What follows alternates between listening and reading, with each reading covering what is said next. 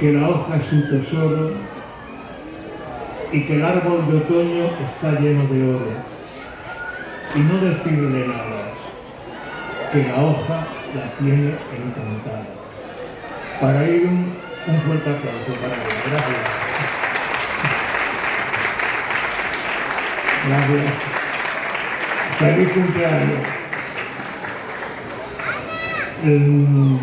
Veis que aquí aparece la imagen de la hoja y el oro. Es la primera imagen poética que me llegó cuando era niño. Mi tío Pepe el pintor, abuelo de Andrés García Ibáñez. ¿Dónde está Andrés? Era dorador de oficio y tenía otros muchos oficios. Era también tallista. Yo me iba con él a verlo trabajar y estaba dorando un retablo. Y me dice, tenía el pan de oro, que sabéis que es como un papel de fumar, muy fino, y estaba dorando el retablo. Y me dice, no respires, porque si respiras, el papel de oro sale volando como una mariposa. La primera imagen poética me pareció absolutamente fascinante. Voy a leer, me vais a permitir, os prometo que no voy a tardar más de 10 minutos. Voy a leer un texto donde aparece mi orígenes, que ya Paqui lo ha dicho, vinculado a la librería Iris. Aparece una imagen muy curiosa y os voy a confesar por qué. La librería Iris se creó en La Loma el 13 de abril de 1950. Yo nací el 17 de enero de 1951. Si hacéis la cuenta, veréis que nací 9 meses después de crearse la librería Iris. Pero mi nacimiento no fue solo, sino que nacimos mi hermano gemelo y yo. Él duró 5 días. Claustro materno, librería, a mi madre librera, que me quiso alumbrar entre los libros. Nací en una librería de nuestro pueblo que llevaba el hermoso nombre de mi madre, Iris.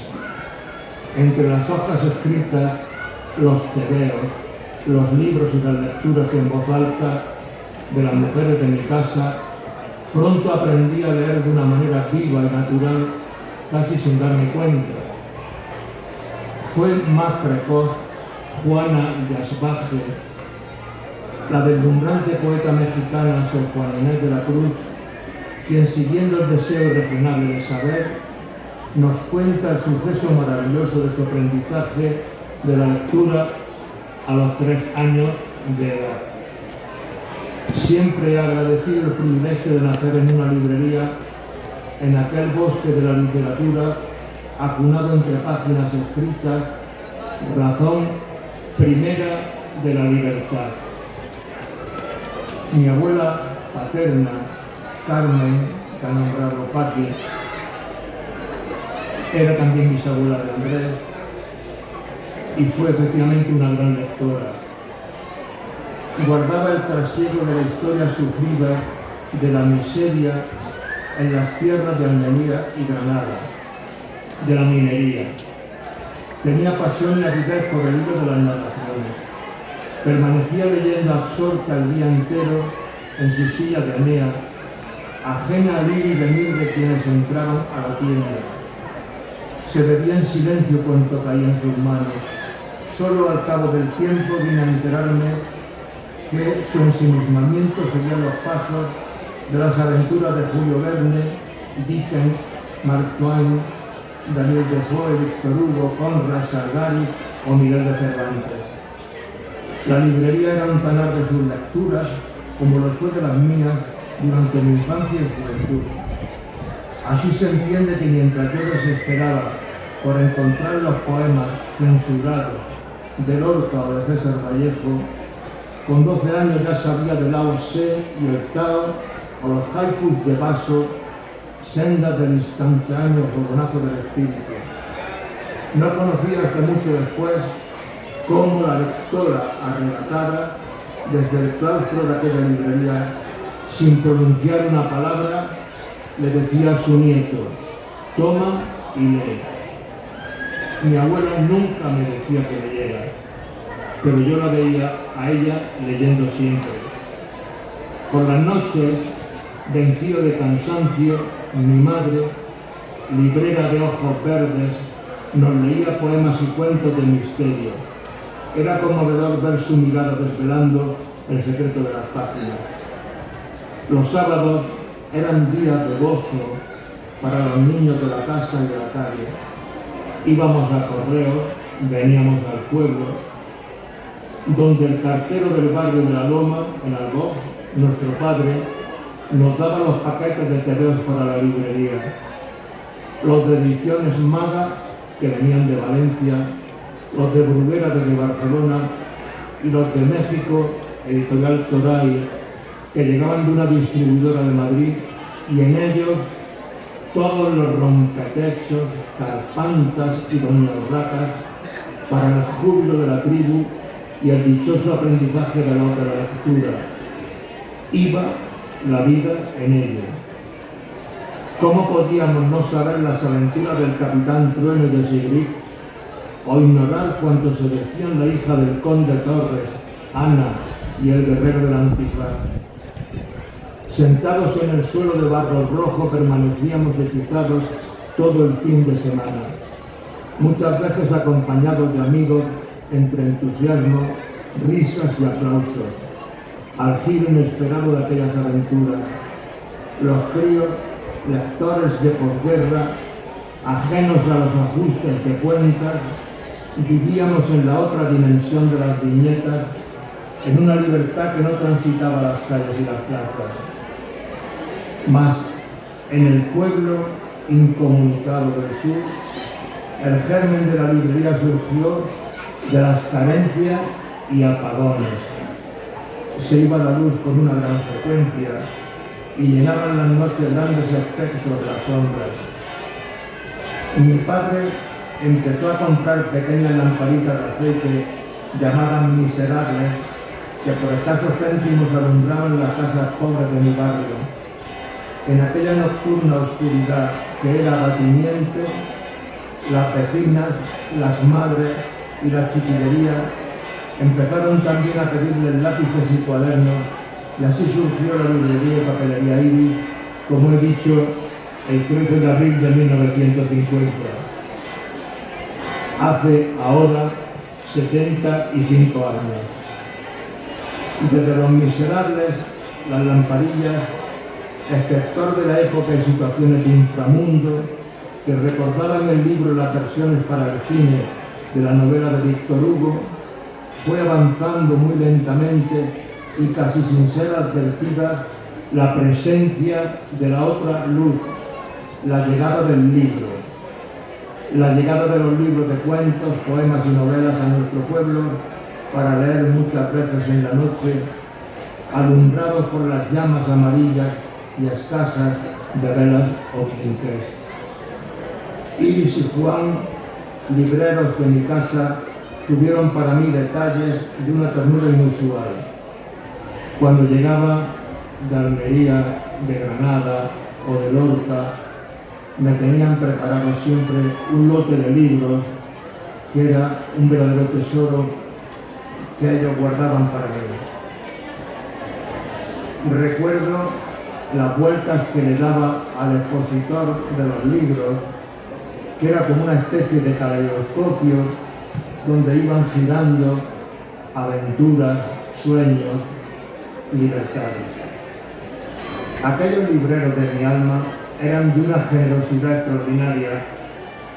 Niños y niñas salían de allí con el regalo de tebeos o de libros de cuentos. Y hay un hecho crucial. Mi padre le regaló a Andrés García Ibáñez un libro sobre las pinturas de Goya. Este hecho transformó por completo la vida y la trayectoria histórica de Andrés, que ha realizado en el Saliente una de sus obras deslumbrantes, colosales, a lo largo de 2 años, y para quien yo pido que menos que un inmenso aplauso. Gracias, Andrés.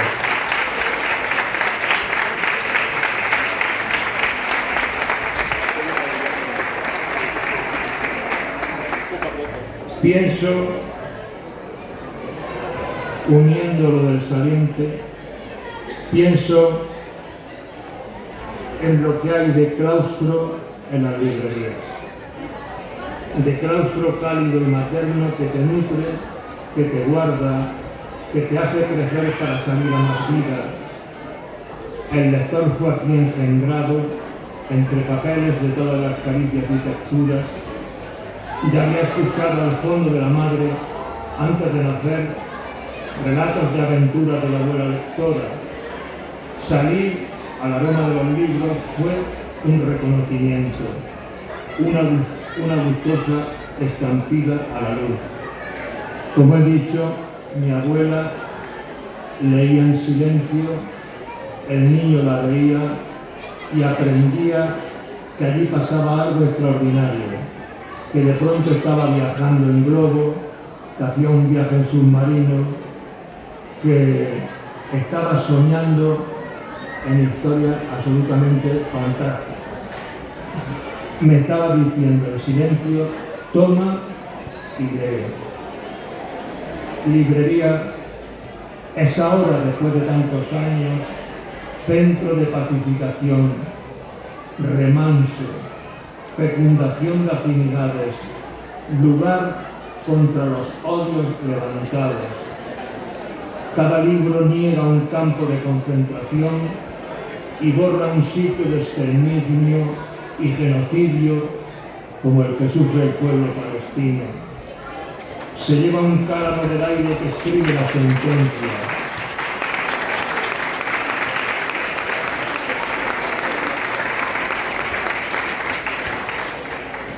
Librería para crear estancias soleadas, apacibles, diálogos del fondo, sanadora presencia de otras almas y soledades llenas. Librería para la única guerra necesaria en la vasta orfandad de uno mismo, al fondo del adentro, como decía Valente, despojamiento, choque, estampida, conflicto, súbito incendio en la interior bodega, voces para el sediento, surgir de las cenizas. Centro de agitación del pensamiento, un gran temblor, un sismo de intensidad no usada, la inesperada caída de un meteorito en llamas que sacude la vida anodina y la respiración. Librería para ir a recogerle todos los espejos a la mar en el día en que avanzan fulgurantes las montañas de Perú. Ya todo está bien hecho. Librera, persona sabia que libera, que te ayuda y orienta desde su alber mismo y su pasión sedienta por entre el dédalo laberinto de libros que bullen entre vitrinas y anaqueles. En ocasiones seguía el encuentro de José Ángel Valente con su librera, Angelina, que vivía cerca de su casa, y yo que estaba contemplando los libros, las solapas de los libros, las portadas, de pronto me quedaba absorto escuchando lo que hablaban el gran poeta José Ángel Valente y la gran librera Angelina de Librería Pastoral. Era un diálogo absolutamente fascinante. Hablaban lo mismo de un poeta místico, de un poeta sufí, hablaban sobre Benjamin o Edmond Amrach el-Malek, un escritor marroquí judío que luchaba a favor del pueblo palestino y que fue tan buen amigo nuestro. Pensaba entonces, como ahora, en la librería como lugar de imantación y encuentro de sensibilidades afinadas, como lo escribió Ítalo Calvino en su libro Si una noche de invierno viajero. Una invitación transformadora por la acción, porque yo pienso que la lectura no es algo que nos ocurre fantástico y pasivo, sino que nos levanta de la silla y nos lleva a la transformación y a la acción. Estoy terminando. Amo las librerías que recuerdan las de mi casa, las de mi infancia, las de la calle ancha. Lectura, arder sin consumir, sin dañar, sin aniquilación. Cómplices quiero y no lectores planos y balbucientes. Cómplices de lectores y de lectoras. El mundo bien hecho en la lectura cómplice, en las palabras buscadas de la tribu infantil, en la aparente quietud del aula, en la biblioteca laguna de la librería. Ahí comienza la verdadera transformación luminosa de esta tierra. Sigámosla, no dejemos que cese su llama de amor vivo. Gracias. Gracias a Dios. Muchas gracias.